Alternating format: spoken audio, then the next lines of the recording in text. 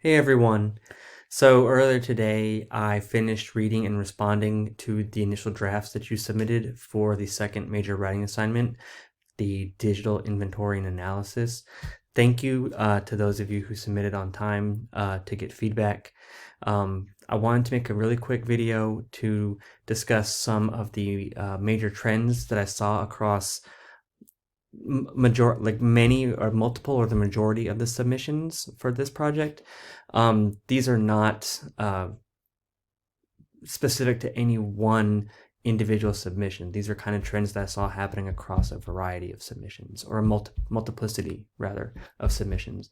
And so I hope that this video will help those of you who submitted an initial draft, in addition to my in-text feedback. Hopefully this will get you kind of thinking in the right direction on your revisions.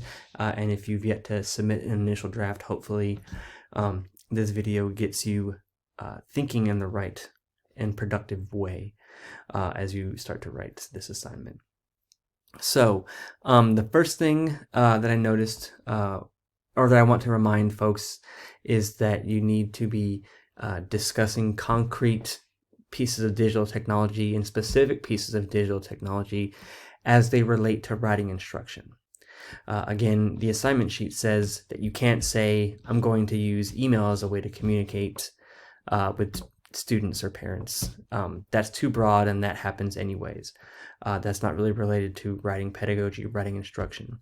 And so likewise, you can't say something like, well, I'm going to have students use a laptop, or I'm going to have students use an iPad, or I'm going to have students use their phones. Those are things that are going to be happening regardless. I'm not interested so much in like the piece of technology that you're using, like as a concrete material thing. I'm really more interested in you analyzing and thinking about like which pieces of technology specifically, which softwares are you going to use as a way to extend and enhance your writing instruction in an increasingly digital world. So get specific with the types of technology that you're going to use. If you're still need help brainstorming ideas about technology that exists out there, go back to, I think it's week 12. The slides from that week, we came up with a list of different pieces of software, and we kind of grouped them according to like what aspect of writing instruction they relate to. So that's there and available for you to use as a resource. The second thing that I noticed is that some folks only talked about like the good and positive things about a given piece of technology. And you only talked about the ways that it would extend and enhance your writing instruction.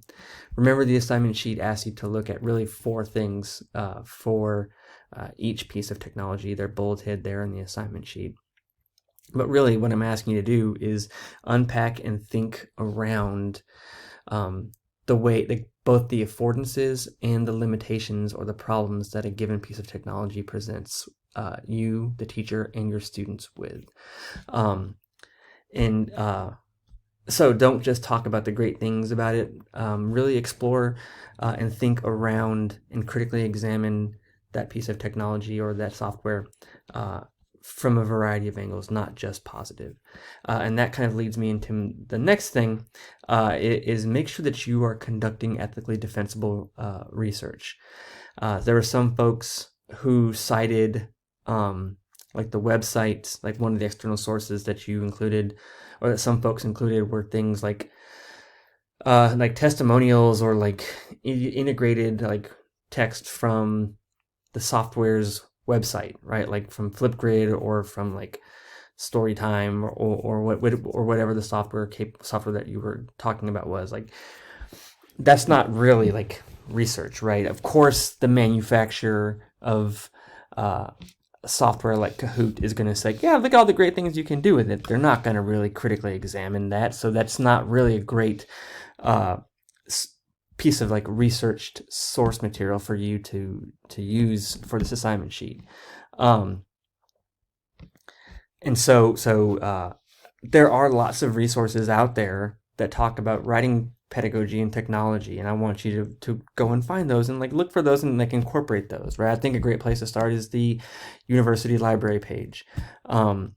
the digital search capabilities are fantastic on our library page, and so I have resources that I could give to you, but I don't want to deprive you of the opportunity to engage in productive research activities.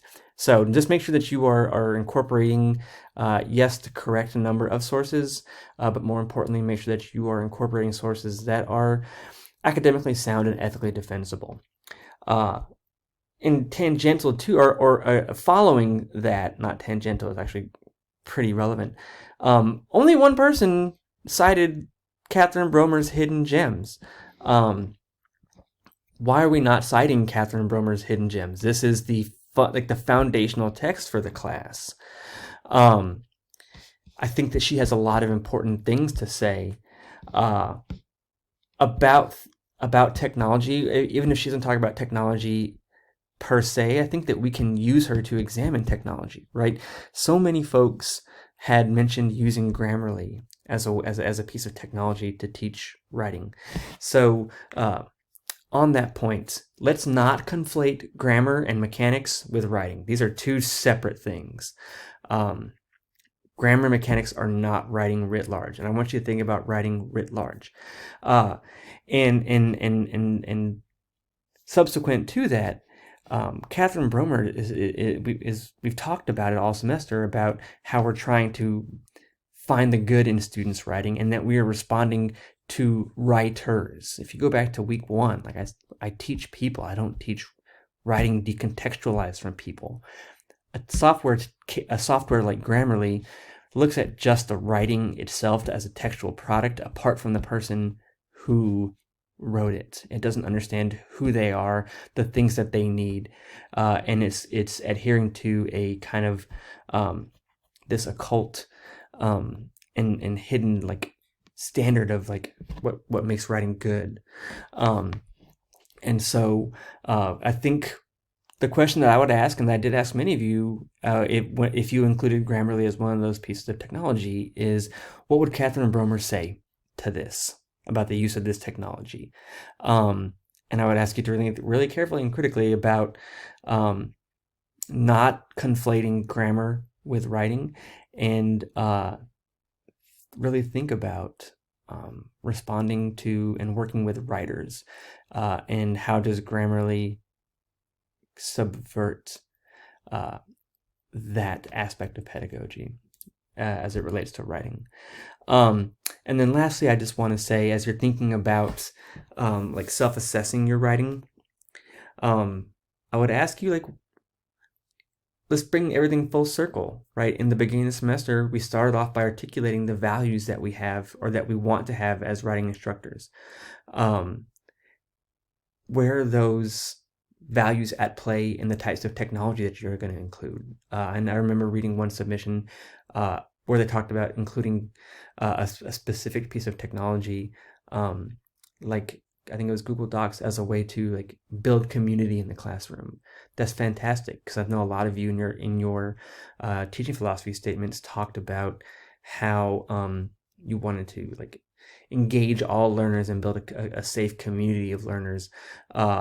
Where are those values coming out in the pieces of technology that you plan to incorporate into your writing instruction, right? Very few folks, if any, took the time in their teaching philosophy statement to say, well, writing instruction is really about grammar, and I really want to make sure that my students leave my classroom being able to write a perfectly constructed standard American English sentence. Nobody says that, because nobody wants that, right? And so I would encourage you to think about, where does the technology that you're talking about in this second writing project, how does that fit with the values that you articulated at the beginning of the semester about what you want to bring to the forefront in your writing instruction and for your writers when you're a teacher in the classroom? All right, folks, that's my spiel. 4 things: be concrete and specific, discuss both affordances and limitations, make sure that you are engaging in ethically defensible research practices that are academically robust.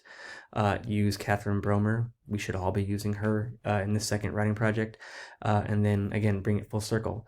where are those values from the first assignment coming into play on the second assignment. Thanks everyone for your hard work. If you have any questions, please feel free to reach out to me via email and we can set up a meeting. Thanks.